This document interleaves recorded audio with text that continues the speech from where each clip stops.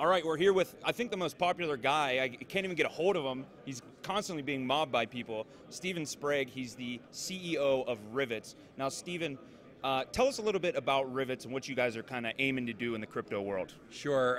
Rivetz is a company that is focused on how do we build software to enable the already existing embedded hardware that's in your phone and provide those tools to support putting a hardware Bitcoin wallet in a standard Android off-the-shelf phone. We've also recently just done a partnership with Telefonica, so instead of just trusting Samsung or HTC or just the phone manufacturer, we're also putting a portion of your private key in the SIM architecture of your phone. So now what you have is dual root of trust from two independent supply chains.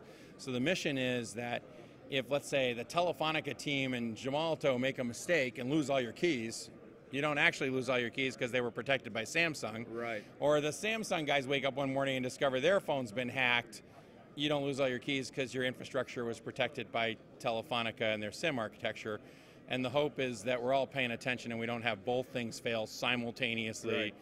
And maybe we'll get to third roots of trust in the future. But let's start with at least the concept of like 2 keys are really good. Like if you're going to lock up the nuclear missile silos, like 2 guys, 2 keys, much better than 1 dude, 1 key. I agree, and I think, phones, especially in the modern age, are like an extension of a person. So making it easier for people to have access and safe access with a mobile phone, I think, is a huge step for crypto to really move forward. So what do the guys over at Ledger Nano S think of this whole product that you're building here? Oh, I think there's a whole spectrum for trusted devices to do crypto. I think there's a huge realm for a dedicated special external device, and you also want it to be built into your phone. There are definitely things you can do in an external device by itself that can be made more secure. We can also make arguments that we can make the actual phone itself more secure. So, game on. You're not going to buy a $1,000 Samsung phone and put it in your vault in your safe. You might want to buy a Trezor Nano and put it in your vault at home. So, we think these things should work together. We're a big fan of anybody who wants to leverage properly done hardware security and protect your keys. Awesome. I really love what you guys are doing. I think this is like pushing the future into the next usability phase. So tell me then, what is your guys' strategy for user adoption, and what does your user base look like now or in the future? What do you hope it'll be like?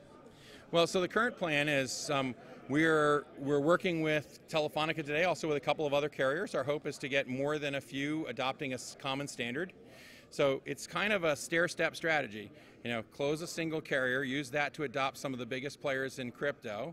Let's go all show the world that we have a hardware phone or hardware wallet running in a phone supported by the major projects. Like that would be good. We're hoping to do that at Mobile World Congress in the springtime. And then ideally what you'd like to do is see that, let's capture a couple more carriers. So now we have 1 billion handsets that are doing it. And stair-step that up to other projects. So I think the opportunity is to slowly march this up so that realistically, we would like to see in 2019 that you can walk into a Telefonica retail store and you can buy a phone where the 20-year-old kid is going to say, don't buy that phone, buy this phone, it has crypto built in. Very cool. You don't even know what crypto is. So you're going to go home with your crypto-enabled phone, you're going to show your kids like, Dad bought a crypto phone. The kids are like, cool. And then the really interesting question is, what does it do?